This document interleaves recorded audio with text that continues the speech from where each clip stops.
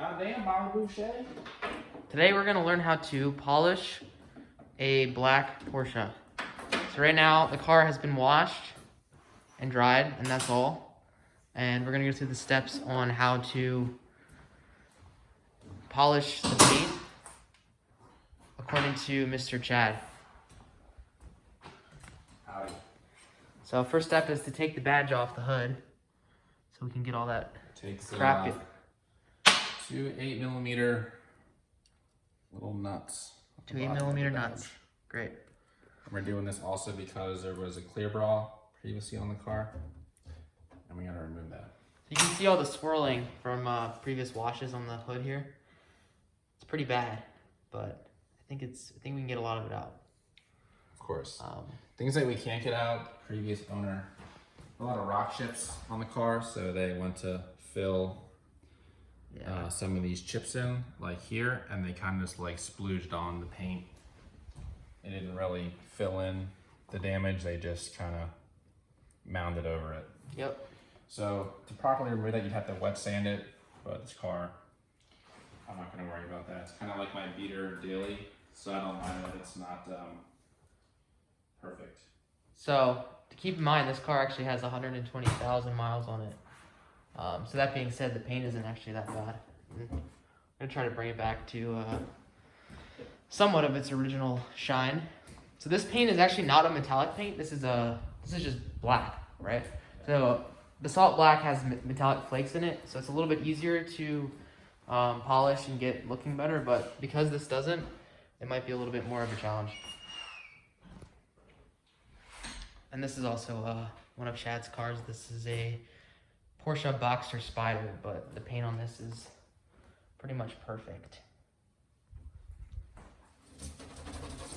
A little bit of isopropyl alcohol and some heat from a heat gun, and you can get a lot of the goo off of the paint before you polish. We're trying to remove this clear ball right here. I also use Goo Gone. Goo Gone is really good for removing sticky gunk that ends up on your paint.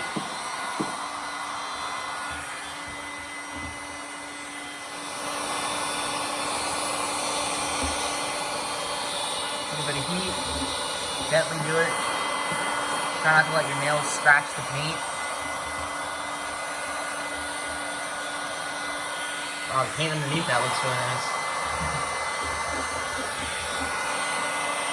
Be patient, take your time, and look them off. Since we are going to be polishing and using a cutting compound with a powered polisher, we're going to cover up anything in the area, the vicinity that we don't want to get crap on. So, covering up the Boxster Spider. I think it's inside out, Chad. What year is this thing again, Chad? So 2011. 2011 Boxster Spider. Yes. Probably make some videos on this thing another day. Maybe when the weather's better. Oh, there's the Cayman. That's a 2006 Cayman S. Correct.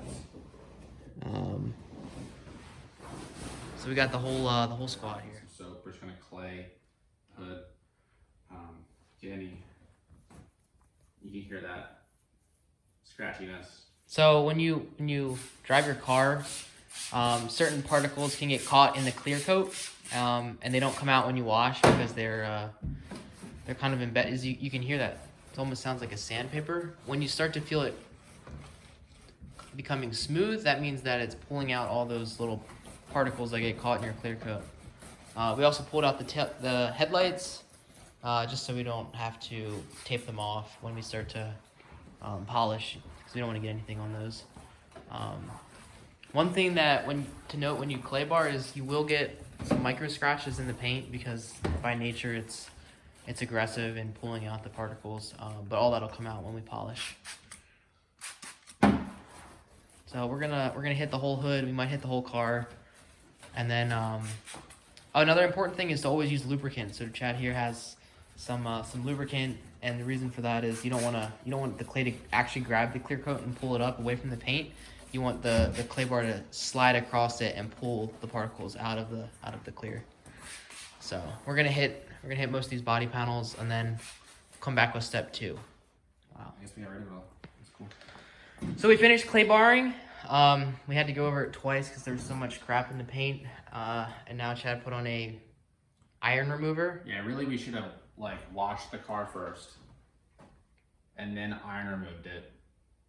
And then clay bar wash it again.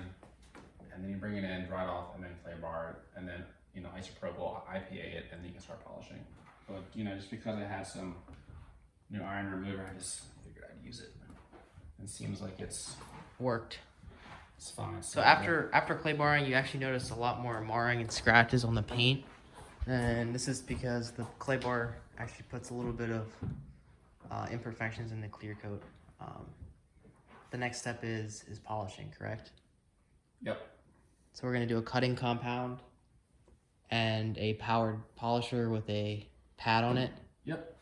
A soft pad, and we'll show you how that looks in a second.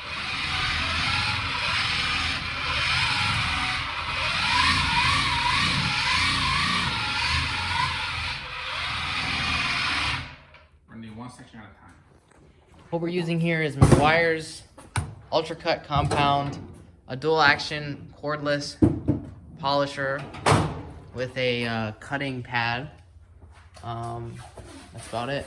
We're starting with one section at a time. Let's see, we'll do it a little bit further.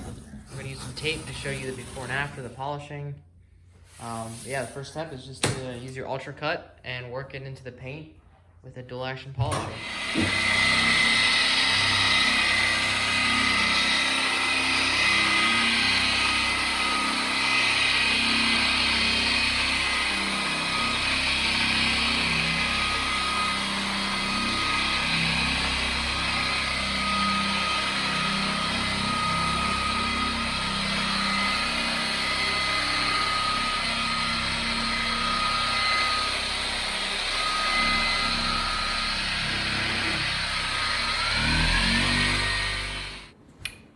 After using the regular cutting compound, what you want to do is a finishing polish on the pad, and if you can, find a little bit of a finer microfiber pad to use, and then go over the whole vehicle.